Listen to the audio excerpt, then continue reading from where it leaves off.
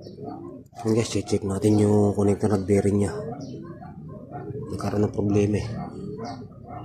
Wala tayong nakakuha ng langis, kukunti lang siya. Okay, papalitan na natin ng bago.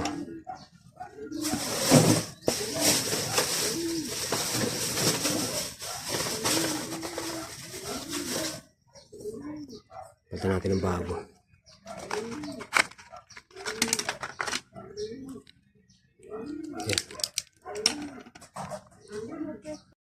Ayan guys, nagkatama siya. Ayan. Buti hindi tinamaan yung sigunyal. Ito lang nasira. Ayan, papalitan ko na ng bago. Tapos papaanda rin natin yan. Ito yung isa. Yung kapartner. Ayan.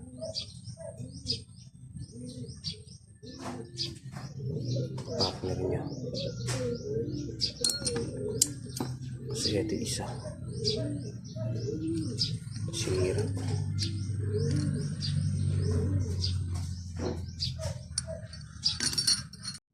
Ayan, nakakabit na. Kabit natin yung connector at bearing. Salpak na lang natin yung cover. Saka yung pump. Ayan. Ayan.